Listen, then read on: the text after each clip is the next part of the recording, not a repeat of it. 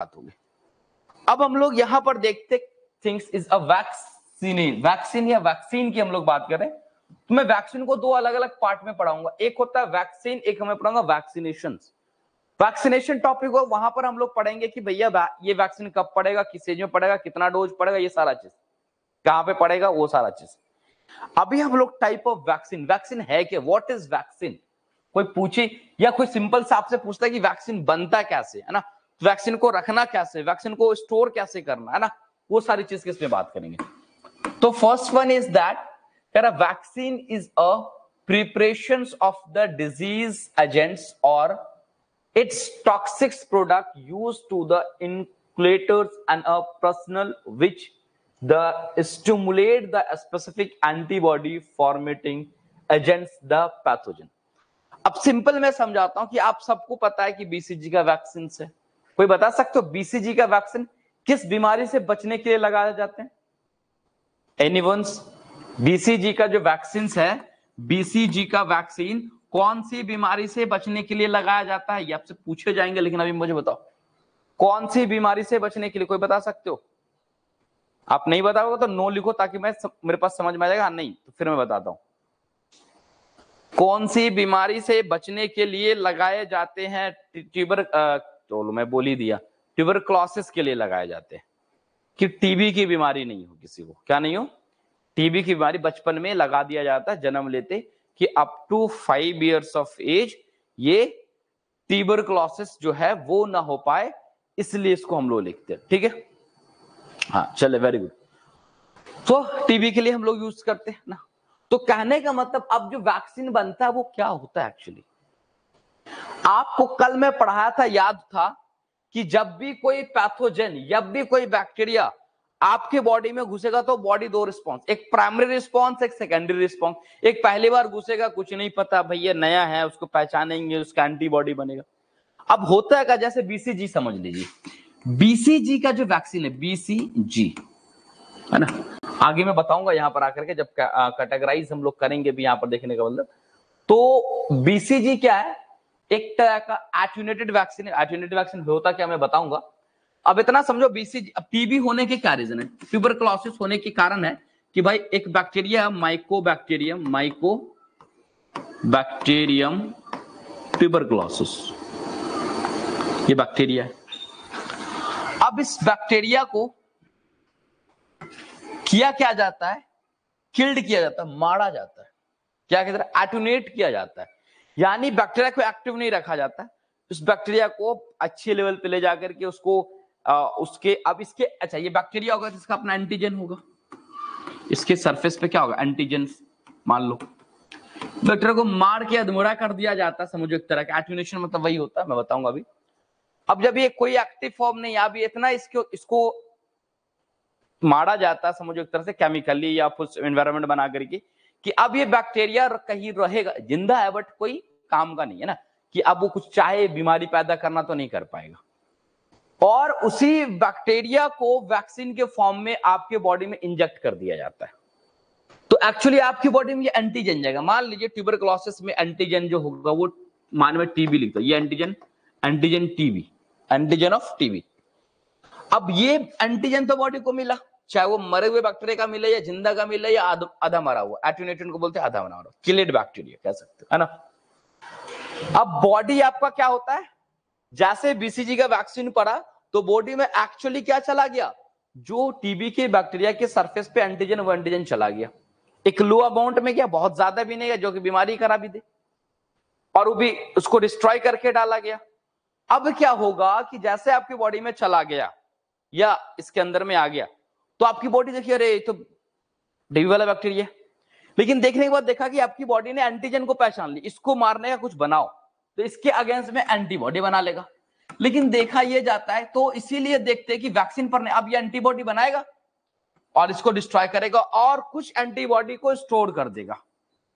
इस एंटीजन को पहचान के memory cell, T memory cell बोलते, वो पहचान करके रख देगा कि अब दूसरा जैसे टीबी का बैक्टीरिया घुसेगा, घुसते ही उस पर एक्शन हो जाएगा, एक तरह समझो। तो इसीलिए पहले वैक्सीन दे दिया जाता है ताकि लोग, उसकी बॉडी एकदम अलर्ट है कि अगर टीबी हुआ, टीबी गया और बीसीजी का पोटेंशियल लगभग 5 साल तक के लिए दिया जाता है कि 5 साल तक किसी बच्चों को टीबी नहीं हो, है ना। तो दूसरी बार पहले बीसीजी देकर के इम्यूनाइज कर दिया आपको, आपके अंदर वो क्षमता ला दिया, यानी आपके अंदर वो एंटीबॉडी बना दिया कि अब अगर बैक्टीरिया घुसा, ये अब अगर टीबी का बैक्टीरिया घुसा तो उसको तोड़ फोड़ कर देना, क्योंकि पहले से बना करके वेपन हथियार तैयार। तो यही इसी प्रोसेस से बेसिकली अब कहीं पे बैक्टीरिया ही ले लिया जाता है, कहीं पे बैक्टीरिया का सिर्फ एंटीजन लिया जाता है वैक्सीन में, कहीं पर हम देखेंगे बैक्टीरिया जो टॉक्सिक सब्सटेंस कुछ रिलीज करता है उसका इस्तेमाल किया जाता है, कहीं पे बैक्टीरिया के सेल के कुछ पार्ट को ले लिया जाता है, कहीं पे बैक्टीरिया का डीएनए मटेरियल ले लिया जाता है और उससे वैक्सीन। तो इसी बेसिस पे अलग अलग टाइप के वैक्सीन होगा। तो ये एकदम क्लियर है सबको कि वैक्सीन कैसे बन रहा है और वैक्सीन क्या है। क्लियर है? क्लियर क्लियर क्लियर, फटाफट लिखिए, है ना। अब अपने जागे रहने का सबूत दिया करें। चलो क्लियर है? ओके, हाँ अब आ जाओ, वैक्सीन समझ गए। अब तुम्हें बता रहा हूं कि टाइप ऑफ वैक्सीन। तो पहला आता है, this is a type of vaccine में the antibodies fight the antigens. अभी मैं इन अ फाइव डिफरेंट वे ना, वो दूसरा सर, इसको हटा दो, इसको नहीं, है ना। मैं सिर्फ तुम्हें टाइप ऑफ वैक्सीन पे हम लोग आते हैं। तो पहला वैक्सीन का था live attenuated vaccine. Live attenuated vaccine का देखो बीसीजी आ गया, ओपीवी आ गया। ओपीवी ओरल पोलियो वैक्सीन, एक ऐसा वैक्सीन जो मुंह से पिलाया जाता है। हमेशा याद रखना, वैक्सीन कोई पूछे क्या आई इंजेक्टेबल ही होता, नहीं, वैक्सीन जो वो ड्रॉपर भी है, पोलियो की दवा वो, है ना। तो बीसीजी या ओपीवी कैसा वैक्सीन है? Live attenuated. लाइव मतलब क्या होता है? जिंदा, और एट्यूनेटेड का मतलब होता है कि वो जिंदा है लेकिन कोई काम का नहीं है, उसकी पोटेंसी को इतना कम कर जाती है। मतलब एट्यूनेशन का मतलब समझो किसी आदमी को खूब मार के उसको थकूस दो, मार मार के इतना थकूस दे कि अब न चलने के लायक है, न सोने, एकदम बेड पे पड़ा हुआ है, ऊंचा के भी ना सही से उठ पा रहा, ना बैठ पा रहा, कोई काम करने की शक्ति नहीं है, लेकिन मनुष्य अभी भी कहलाएगा। तो वैसे ये बैक्टीरिया को समझो कि उसको मार धूर के, थकूस थकाच के डाल दिया कि उसकी पोटेंशियल आप बॉडी में जाएगा भी तो कोई काम का नहीं रहेगा, लेकिन एंटीजन तो घुसेगा। तो बीसीजी ओपीवी एक तरह का लाइव एट्यूनेट। किल्ड वैक्सीन, यहां पर देखा यह गया कि कुछ बैक्टीरिया को कंप्लीट मार दिया जाता है, एकदम उसको डेड करा करके तब उसी का वैक्सीन बनाया जाता है। तो उसको जैसे टाइफाइड का हो गया, कॉलेरा का हो गया, वूपिंग कफ का हो गया, है ना, प्लेग का हो गया, रैबिस का हो गया, इन्फ्लुएंजा का हो गया, ये सारे वैक्सीन क्या है भाई? तो आपसे पूछा किस टाइप ऑफ वैक्सीन में, ये मैं कब क्या पड़ेगा मैं आके बताऊंगा आगे अभी, है ना, मैं वैक्सीनेशन जब पढ़ाऊंगा।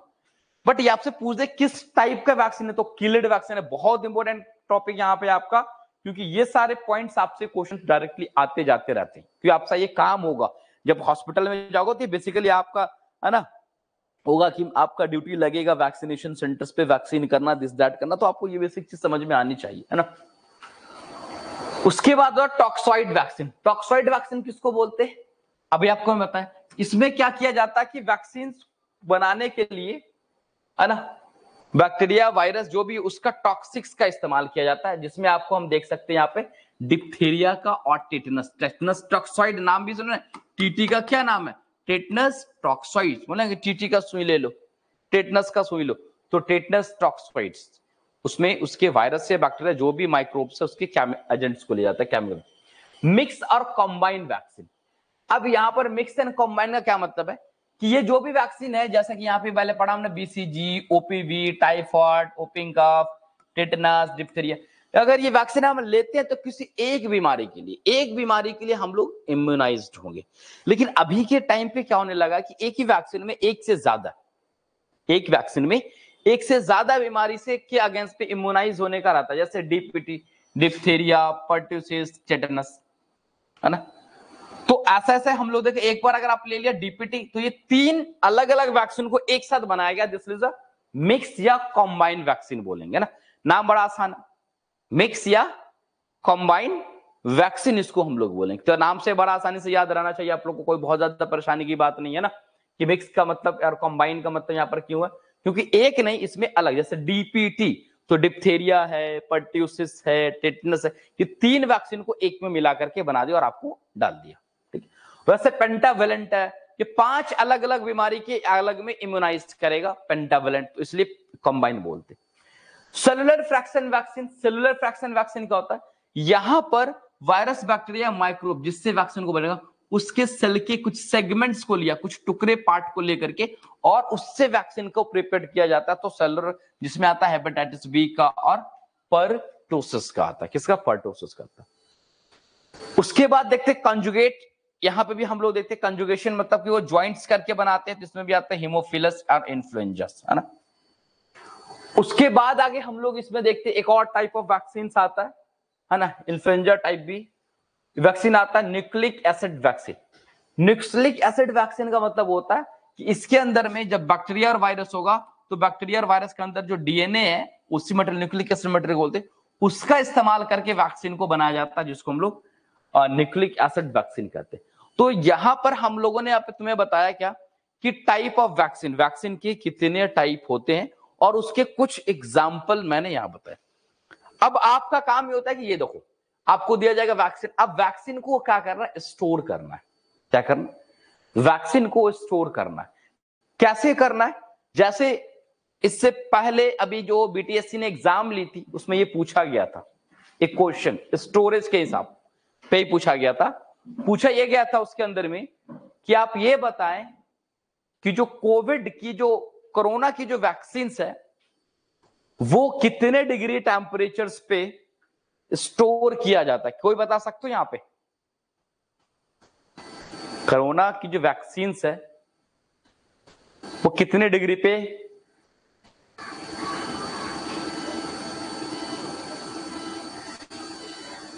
नहीं,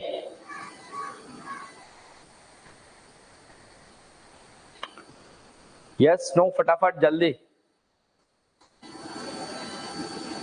कोविड की जो वैक्सीन है वो कितने डिग्री टेम्परेचर्स पे स्टोर की जाती है? ये आप लोग को मैं अभी होमवर्क देता हूं, कल के क्लास में आप लोग बता करके आएंगे, मैं बताऊंगा कल की क्लास कि पूछा हुआ क्वेश्चन है, ठीक है। क्योंकि एक मैं हिंट्स थोड़ा सा देके चले जा रहा हूं कि आमतौर पे आप देखे होंगे कि कोरोना की वैक्सीन का जो स्टोरेज था वो बहुत हाई लोएस्ट टेम्परेचर पे था। कितना था? नहीं, लोएस्ट टेम्परेचर है, इसलिए हर जगह पर जाकर के लोग नहीं, वैक्सीन घर घर जाके नहीं दिया जा रहा था, लेकिन बाकी वैक्सीन आपके घर पे भी आके देता है, आंगनबाड़ी सेंटर पे भी दे देता है, अलग अलग जगह पे भी दे देता है, घर तक भी आपको दे देगा। उसको स्टोर करने की बहुत लो टेम्परेचर था, लेकिन वो टेम्परेचर कल आपको एक एक बच्चे को बताना, थोड़ा सा मेहनत करना। तो जस्ट मैं आपको बताने यहां पे जा रहा हूं कि वैक्सीन का जो स्टोरेज है, vaccine must be storeyed at the proper temperature. एक खास टेम्परेचर होता है अलग अलग वैक्सीन को अलग अलग टेम्परेचर पे स्टोर करने, in order to be effective, जिसको हम लोग कोल्ड चैन सिस्टम बोलते हैं। Cold chain is the system. Cold chain, कोई पूछे क्या, ये एक प्रकार का सिस्टम है जो क्या करता है? Storage and transport of vaccine का करता है एट अ लो टेम्परेचर्स, है ना।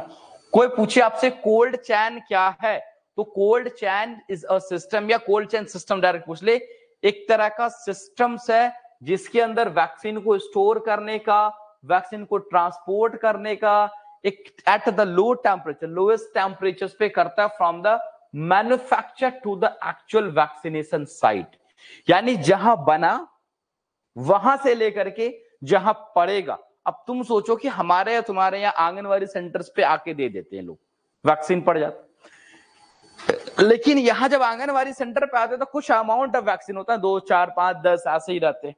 जहां बन रहा तो बड़े लेवल पे वहां स्टोरेज है, वहां से फिर दूसरे सेंटर को गया, वहां से वहां गया, वहां से वहां गया, वहां से वहां गया, तो हर सेंटर पे अलग अलग आपके पास क्वांटिटी का, इस पे भी डिपेंड करेगा कि क्या स्टोर करना है ना। तो कोल्ड चैन इक्विपमेंट इंक्लूड, अब कोल्ड चैन इक्विपमेंट में क्या चाहिए होता है, तो जैसे क्या, वॉल्क इन कोल्ड रूम, है ना, कंप्लीट एक रूम कह सकते हो, कोल्ड चैन रूम्स कहते हैं उसको हम लोग। उस रूम्स के अंदर का एकदम लोएस्ट टेम्परेचर होता है, बस आपसे पूरा क्लोज एंड पैक रखा जाता है, वो रूम चाहिए होता है। या आपका क्या चाहिए, deep freezers and ice line, है ना। डीप फ्रीजर आपके देखते हो ना, आप कहोगे सर डीप फ्रीजर्स जो है वो तो हमारे घर के फ्रिज में भी होता है, वहां पे भी रख सकते हैं, कोई मसला नहीं है। बस आपसे वैक्सीनेशन का एक फ्रिज अलग से आता है। आप कभी जाओगे मेडिकल के अच्छे अच्छे हॉस्पिटल में, जब देखने जाओगे तो वैक्सीन रखने की फ्रिज एक अलग से आती है, उसका पूरा बनावट ही अलग होता है ना। तो वहां पे डीप फ्रीजर होता है, प्रॉपर लॉक एंड सिस्टम, ताकि अच्छे से प्रिजर्वेशन उसमें अच्छे होता है। तो उसी के बारे में deep freezers and iceline system, refrigerator है ना, iceline refrigerator. Vaccine carriers basically हम लोग देखते हैं, वैक्सीन कैरियर ये मतलब होता है कि जनरली एक तरह का डिवाइस डब्बा होता है जिसमें वैक्सीन डाल करके आराम से उसको कैरी कर, वो बहुत लोएस्ट टेम्परेचर पे होता है, उसको कैरी कर सकते, ढो सकते। डे कैरियर्स बोलते, डे कैरियर को तो आप लोगों ने भी नहीं देखा होगा। आप लोगों ने जब सारे बच्चों ने जब पोलियो की दवा पी होगी, याद है पोलियो की दवा, सबको याद होगा।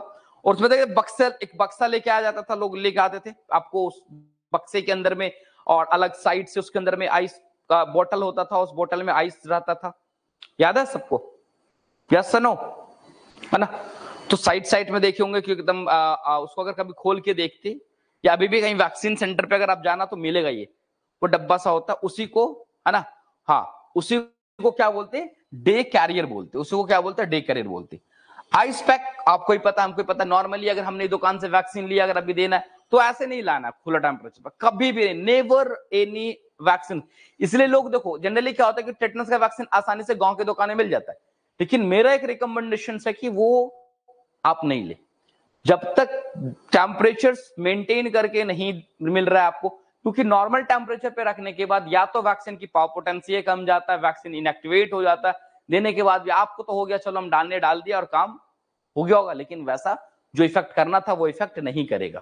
तो इस चीज का ख्याल रखा जाए कि कभी भी अगर वैक्सीन को ट्रांसपोर्ट करें एक जगह से दूसरे, कम से कम आइस पैक के अंदर में लपेट लो, फिर उसको लेकर के एक जगह से दूसरी जगह आप जा सकते, कैरी कर सकते, है ना।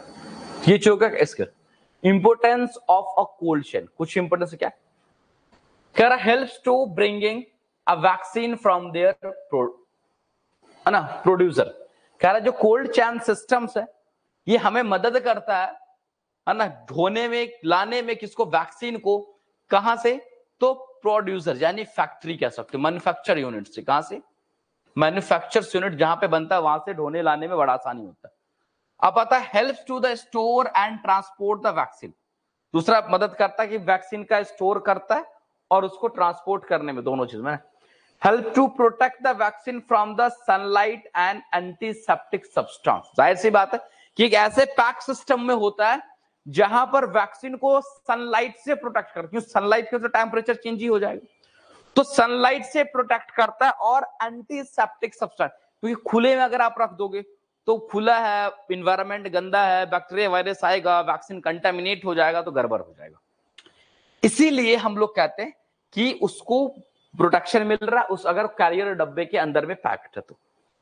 दूसरा चीज क्या, कोल्ड सिस्टम से और क्या हेल्प होता है? Help to the preventing their reductions of the quality of the vaccine and their potency. जाहिर सी बात कि अगर आप टेम्परेचर में रखते हो, कोल्ड सिस्टम टेम्परेचर कहीं पे भी, तो वैक्सीन की जो क्वालिटी है वो मेंटेन रहता है, वो घटता नहीं है। दूसरा पोटेंसी मतलब पावर, है ना। अगर आप टेम्परेचर मेंटेन नहीं करते, वैक्सीन का पोटेंशियल घट जाता है, और वैसे वैक्सीन देकर के कोई फायदा नहीं है, नेवर, कोई फायदा नहीं। इसलिए वैक्सीन को हमेशा टेम्परेचर, इवन तो मैं कह रहा हूं टेटनस का वैक्सीन भी लो, तो जब तक फ्रिज के अंदर का नहीं हो आप मतलब टेम्परेचर कोई इफेक्टिव नहीं है जाकर के, है ना। होगा भी तो बहुत लेस। आप उसके बाद लोग कहेगा कि हम तो वैक्सीन लिए थे टेटनस का उस टाइम पे, लेकिन टेटनस कैसे हो गया, और होगा कब? 10 साल 20 साल के बाद, तुरंत होता नहीं है, तो फिर याद भी नहीं रहेगा उतना। तो helps to the keep the vaccine as a directed by the process, है ना। हेल्प क्या करता है? Keep the vaccine directed by the producer, यानी कि जहां पर बनता है उस प्रोसीजर, मैन्युफैक्चर यूनिट में भी ये मदद करता है कि स्टोर रह पाए उसके पास, बड़े लेवल पे जो हम लोग बात करते हैं, walk room, cold walk room बनाता है, ठीक है। तो ये जो चीजें थी, आपका वैक्सीनेशन एक टॉपिक था, वो भी आपका खत्म हुआ, ठीक है।